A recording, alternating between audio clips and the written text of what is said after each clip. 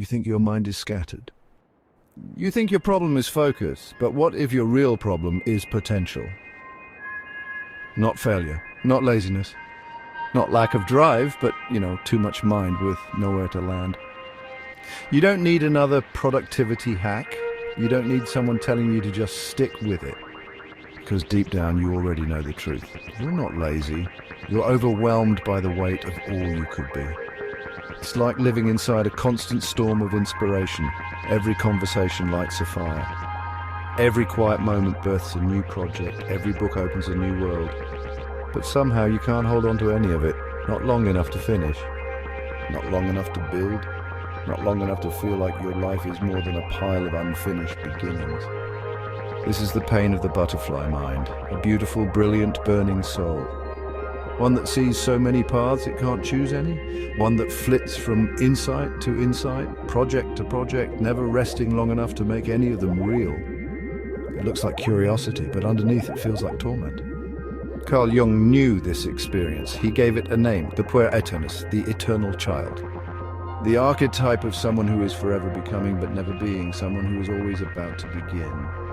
Always circling, always promising, but never arriving. The pure dreams in color, loves big ideas, feels like destiny is always just one bold move away. But underneath that shine is a secret fear, the fear of limitation. The fear of being pinned down, the fear that choosing one path means killing all the others. So the poor stays in motion, chasing the next idea, the next relationship, the next version of themselves. Because to stop feels like death. But Jung knew the truth. He knew that the self isn't found in infinite motion. It's found the moment you dare to land. You see, the butterfly isn't free just because it flits from flower to flower. It's free when it chooses where to stay, where to build, where to bloom. And honestly, no one ever told you that. No one told you that you wouldn't lose your wings by staying, that you might actually gain them for the first time. So here we are, you standing in the middle of your own brilliance, 1,000 ideas floating, 1,000 futures flashing. And only one question that matters now: what if your gift has always been your cage? Let's find out.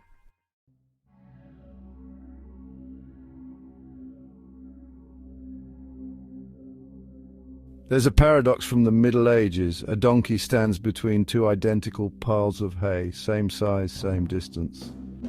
Unable to choose, it starves to death, not from lack, but from indecision. That's what the butterfly mind feels like. You don't suffer from apathy. You suffer from abundance. You don't have one dream, you have 20. You don't see one path, you see every path, radiating outward like sunlight. And that's exactly why you feel so stuck, because the moment you try to choose one, your mind floods with everything you'd have to give up. Jung once said, "The self is made manifest in the opposites, and right now you're split between two of the deepest ones, freedom and focus, imagination and execution, potential and reality." This tearing isn't loud, it's subtle, it shows up as overplanning, as never quite being ready. As convincing yourself you need just one more course, one more spark, one more sign. And all the while time moves, but no one sees this battle. Because from the outside you look inspired. People say you're gifted, multifaceted, a visionary. They don't see what it costs to hold so many worlds in your head. Psychologist Barry Schwartz called this the paradox of choice. That the more options we have, the harder it becomes to choose, and the less satisfied we are, even when we do. Because what if the thing you picked wasn't the one? What if something better was just one idea away? And so, like the donkey, you stay frozen, not because you don't care, but because you care too much about choosing right. This is where the pain deepens, because every new idea feels like hope, but every new idea also delays your life a little more. You start to lose faith in yourself, not because you failed, but because you never fully tried. And the more time passes, the more your potential turns from a gift into a curse. There's a fable by Hans Christian Andersen. A butterfly flits from flower to flower, each one beautiful, but none quite perfect, so it keeps flying, waiting, hesitating, until it's too late, And it dies alone, pinned in a glass box, not because it couldn't love, but because it couldn't land.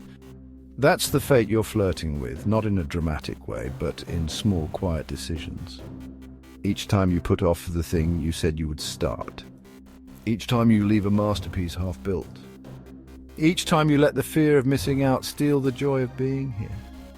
You've been told your mind is a gift, and it is, but every gift, when left unclaimed, becomes a burden. The truth is this: you're not here to be everything, you're here to be something real.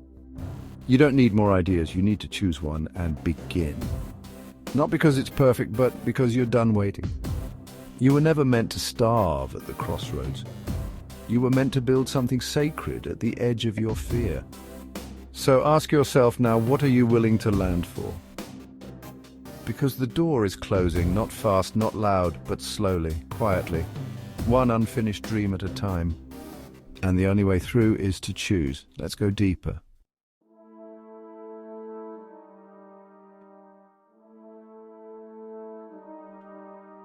Imagine this. A painter named Nigel spends his life working on a single canvas. He dreams of a grand tree, its roots deep, its branches endless.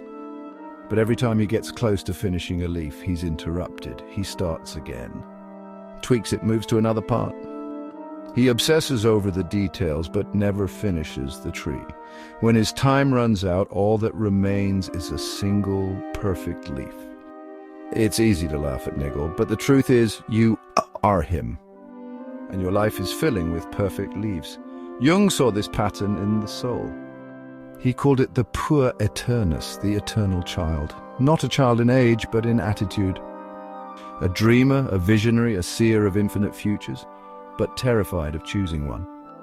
This inner child wants flight without weight, romance without risk, mastery without monotony, and above all, freedom. But what if that craving for freedom isn't soul deep? What if it's fear dressed as possibility? The butterfly mind fears that landing means the death of its imagination, so it flutters forever. But forever flitting becomes its own kind of death. You felt it. That restlessness when a project asks for your full presence. The ache when the work stops being romantic and becomes real.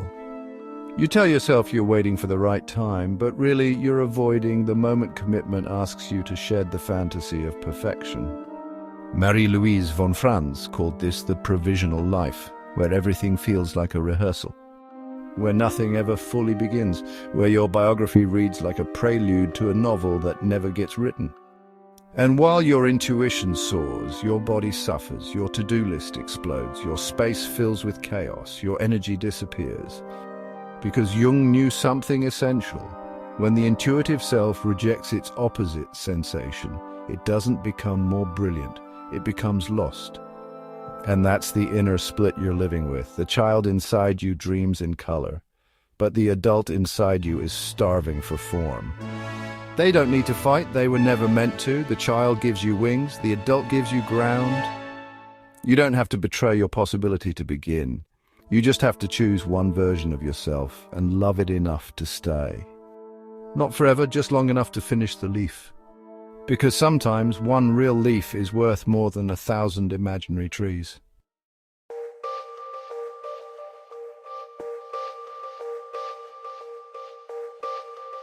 Let's be honest, some of your best ideas weren't born from inspiration.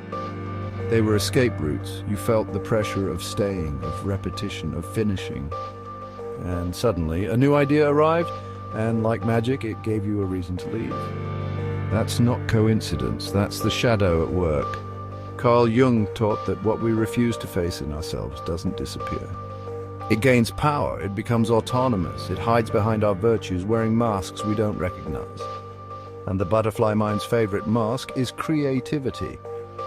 You tell yourself you're chasing your calling, but really, you're fleeing the fire you started. You think you're tired of the work, but what you're really tired of is being unfinished. Jung's concept of the shadow is not about evil, it's about what you've buried. And for you, that might be the part that longs to stay, to commit to master, to become known for something real. But you've exiled it. You said, I'm not that kind of person. You called it boring, linear, ordinary.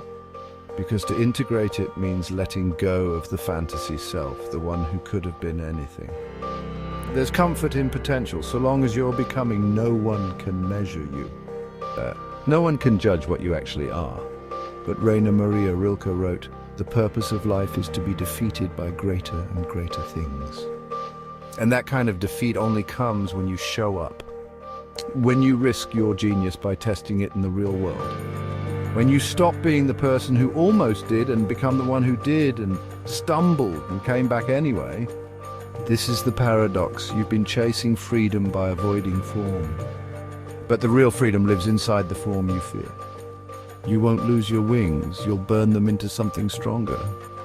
Not flimsy fluttering, but wings made of fire. So ask yourself, honestly, how many times have you called it inspiration when it was really avoidance? How many times have you blamed the project when it was your fear of being seen finishing it that made you run? That's your shadow. Not a demon, just a part of you waiting to be called home. You were never meant to live in fragments. You were meant to bring them all back. Even the scared parts, even the ones that fail. Because the moment you stop escaping is the moment you become whole. And the fire you feared? It becomes your fuel. Shall we climb now?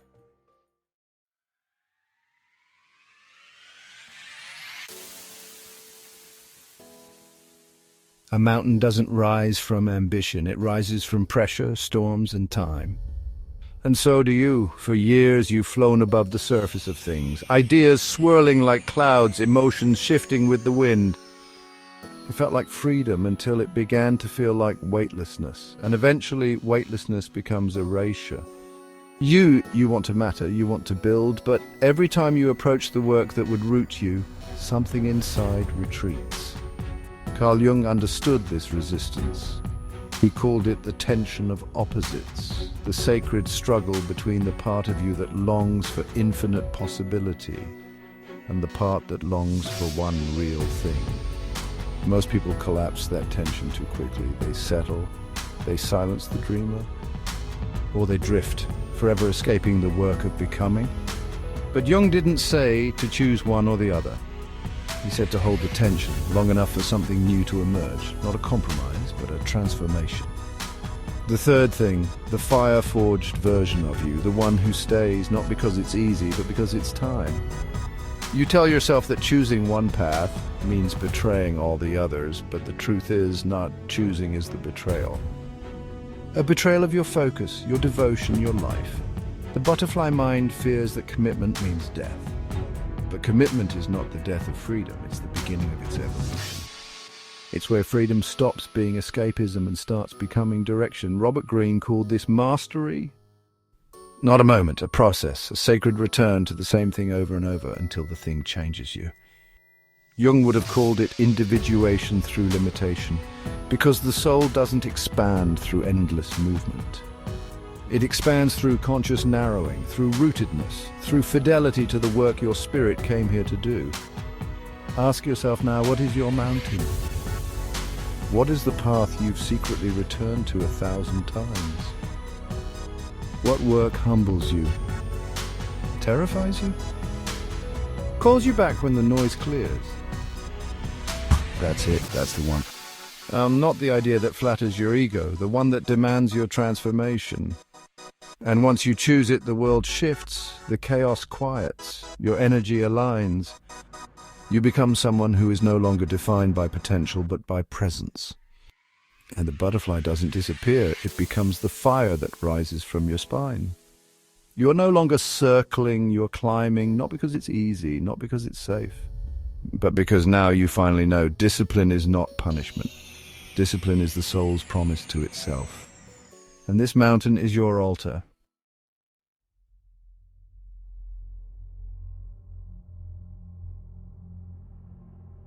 Some transformations aren't seen, they aren't shared. They don't trend, they don't sparkle. They happen alone, in silence. In the middle of the 4th draft, in the 20th repetition. In the decision to keep going after the shine wears off. Carl Jung called this individuation the integration of your soul's contradictions into something indivisible. Something real. This is the final evolution of the butterfly mind. Not its death, its rebirth. You've flitted, you've circled. You've begun 100 lives in your head, but now you stay. Not because it's perfect, but because it's yours. You begin to feel something different. Not the thrill of novelty, but the depth of devotion. Not the spike of a new idea, but the slow burn of purpose. This is where flow begins. Where your attention fuses with your action. Where your nervous system finally exhales.